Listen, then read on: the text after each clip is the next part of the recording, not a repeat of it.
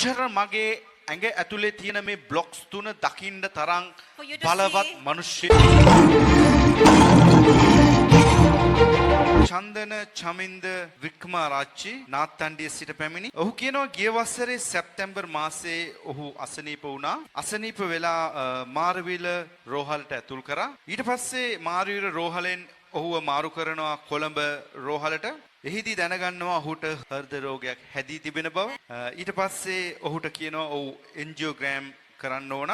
ඊට පස්සේ මේ වසරේ ජනවාරි 20 වන දින එන්ජියෝග්‍රෑම් එක කරනවා. එහෙම කරපුවාම දැනගන්න ලැබෙනවා ඔහුගේ හදවතේ බ්ලොක්ස් 3ක් තිබෙනවා කියලා. ඉතින් ඊට පස්සේ ඔහු එනවා අනාගත වක්තෘතුමා හමු වෙන්න. පෙබරවාරි මාසයේ 15 වන දින අනාගත වක්තෘතුමාගේ සුවමෙහෙට සම්බන්ධ වෙනවා ඔහු. අනාගත වක්තෘ ඔහුව දන්නේ නැහැ. ඊට පස්සේ ඔහු ඇවිල්ලා අනාගත වක්තෘතුමා හමු වෙන වෙලාවේදී මේ ටෙස්ට් එකේ තිබුණා ඔහුට බ්ලොක්ස් 3ක් තියෙනවා කියලා. ඒ කිව්ව විදිහටම අනාගත වක්තෘතුමා ඔහුට කියනවා ඔයාගේ බ්ලොක්ස් 3ක් තිබෙනවා කියලා. මාස ගණන් බලන් ඉඳලා එන්ජියෝග්‍රෑම් කරලා රිපෝට් එක ඔහු වෙනවා. තප්පර ගානකින් අනාගත වක්තෘතුමා කියනවා ඔයාට බ්ලොක්ස් 3ක් තිබෙනවා කියලා. මොනතරම් බලවත් දේවදාසෙක් අනාගත වක්තෘ කෙනෙක් අපිත් එක්ක ඉන්නවද කියලා ඔයාලට තේරෙනවා ඇති. ඊට පස්සේ මෙයා මොකද කරන්නේ? අනාගත වක්තෘතුමා මෙයාට දෙන සියල්ල විශ්වාසයෙන්ම මෙයා කරනවා. ඊට පස්සේ මෙයා අනාගත වක්තෘතුමා අපොයින්ට්මන්ට් එකකට දාලා හම් වෙනවා. එනකොට අනාගත වක්තෘතුමා ලස්සනට hina වෙලා ඇහුවලු මම කියපු